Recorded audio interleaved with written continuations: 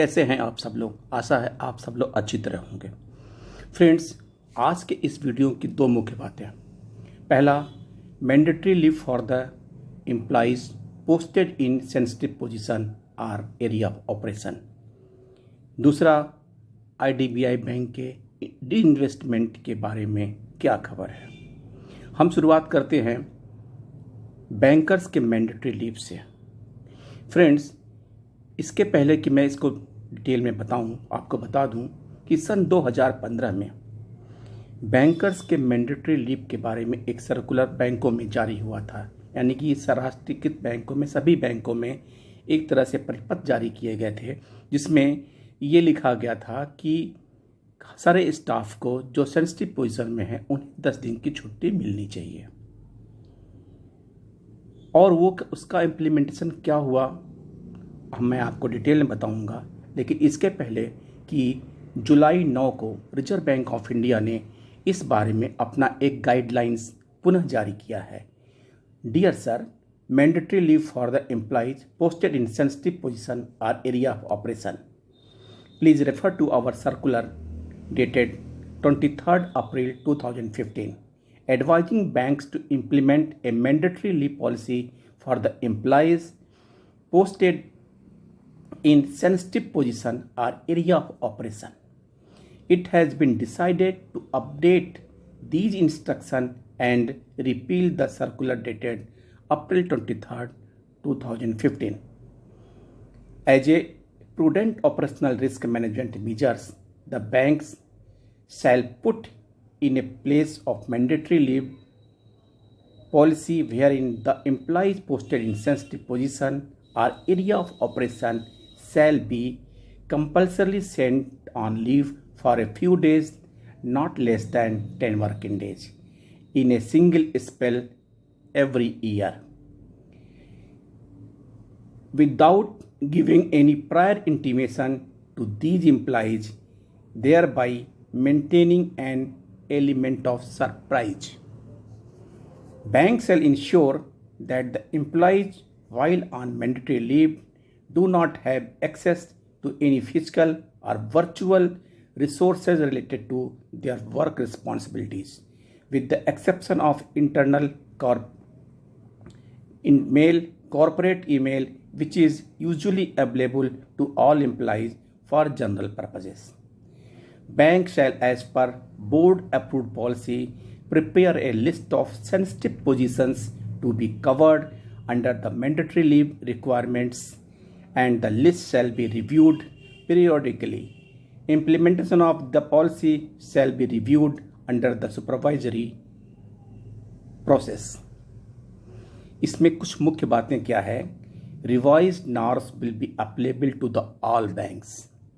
Banks will comply with these instructions within 6 months. Banks will prepare a list of sensitive positions to be covered under the mandatory leave requirements.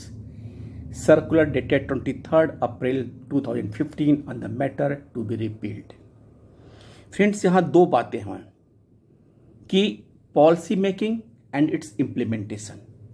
Policy making 6 महीने के अंदर policy बनाने के लिए, जैसा कि 2015 में भी इस तरह की पॉलिसी के लिए बात हुई थी, लेकिन इम्प्लीमेंटेशन पार्ट नहीं के बराबर था। और अब फिर ये कहा जा रहा है कि पॉलिसी बनाइए, पॉलिसी 6 महीने के अंदर बन जाएंगी। बट इसका सेकेंड पार्ट है इट्स इम्प्लीमेंटेशन। क्या इसका इम्प्लीमेंटेशन हो पाएगा? क्योंकि हमारे यहाँ जो पब्लिक सेक्टर बैंक्स हैं, इसमें स्टाफ की इतनी क्राइसिस है कि जो भी बंदा अगर कहीं एक पोस्ट पे सेंसिटिव पोजीशन में अथवा इम्पॉर्टेंट पोजीशन में काम करता है तो लगातार वहीं पे काम करता है। हालांकि ऑफिस में रोटेशनल जॉब रोटेशनल की भी ड्यूटी होती है, की जाती है, लेकिन शायद कभी ही किसी ब्रांच में अथवा किसी रीजन में अथवा जोन में की जाती है। जॉब रोटेशन भी इसी वजह से नहीं होता है। तो अगर आप सरप्राइजली 10 डेज की लीव किसी को भेजना चाहते हैं तो इसका इम्प्लीमेंटेशन पार्ट कैसा होगा। रिजर्व बैंक को चाहिए कि पॉलिसी के साथ साथ इस बात को भी ध्यान दें कि इसका इम्प्लीमेंटेशन पार्ट हो, और जब तक इसका इम्प्लीमेंटेशन नहीं होगा तो जिस पर्पस से हम इसको बना रहे हैं पर्पज़ इसका ये है हम फ्रॉड रोक सकें, किसी इरेगुलरिटीज़ को चेक कर सकें, हमें किसी प्रकार से आने वाले अनहोनी का पता चले जाए। अगर बंदा छुट्टी पर चला जाएगा मैंडेट, तो हम उसको उस डिपार्टमेंट के औचक निरीक्षण कर सकेंगे, सरप्राइज चेकिंग कर सकेंगे और चेक करके आने वाले दिनों में इरेगुलरिटीज होने वाली है अथवा नहीं होने वाली है या उस डिपार्टमेंट की क्या एक्टिविटीज़ हैं हम पता कर सकेंगे। लेकिन रिजर्व बैंक को केवल पॉलिसी मेकिंग के लिए इंसिस्ट करने के साथ साथ इसका इम्प्लीमेंटेशन पार्ट भी होना चाहिए, क्योंकि मुझे याद है अच्छी तरह से व्यक्तिगत रूप से कि इस तरह का सर्कुलर 2015 में जब आया था, लेकिन इसका इम्प्लीमेंटेशन कभी नहीं हुआ, क्योंकि नॉर्मल तौर से जब भी कोई बैंक एम्प्लॉय या बैंक ऑफिसर्स छुट्टी मांगता है तो मैनेजमेंट इसको किसी न किसी बहाने मना कर देता है, या तो उसकी क्राइसिस की मजबूरी होती है अथवा इस तरह से ट्रेडिशन चला आ रहा है पब्लिक सेक्टर बैंक्स में, जहां छुट्टी ना देने का एक रिवाज सा बन गया है। देखिए आने वाले समय में क्या होता है। दूसरा part friends, IDBI bank investment government approves 100% stake sale by centre LIC, while the cabinet committee on economic affairs has allowed the sale of entire stake. The exact quantum will be decided as the process unfolds. The center and LIC together own nearly 95% of the IDBI. Currently, the government has approved the sale of its entire stake and that of the Life Insurance Corporation in IDBI Bank. July 9, the Department of Investment and the Public Asset Management, DIPAM, said the Cabinet Committee of Economic Affairs has given its go-ahead to the government and LIC to offload 100% of their entire stake in IDBI Bank, along with a transfer of the management. Friends, इसके साथ साथ यहाँ पे ये बात ज़रूरी है बताना कि जो ट्रांजैक्शन एडवाइज़र के लिए इन्फॉर्मेशन मांगी गई थी, जो एप्लीकेशन मांगे गए थे, सरकार ने IDBI बैंक में हिस्सेदारी बेचने के लिए ट्रांजैक्शन एडवाइज़र्स की जो अर्जी देने की समय सीमा बढ़ा दी है। अब 23 जुलाई तक अर्जी दे सकते हैं, पहले यह समय सीमा 13 जुलाई तक थी। यह जानकारी DIPAM ने दी है। सरकार और LIC IDBI में अपना 100% हिस्सा बेचने जा रहे हैं फ्रेंड्स। और इसमें एक इम्पॉर्टेंट बात ये है कि IDBI कैपिटल मार्केट्स भी ट्रांजैक्शन एडवाइजर्स बनने के लिए बोली नहीं लगा सकती है।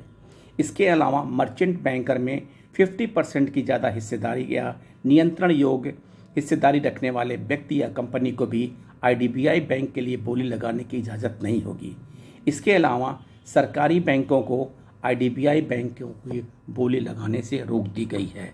इसके मतलब ये क्लियर कट है, इंस्ट्रक्शंस है कि हम IDBI बैंक में जो शेयर सेल करेंगे वो देसी ना होकर विदेशी होगा।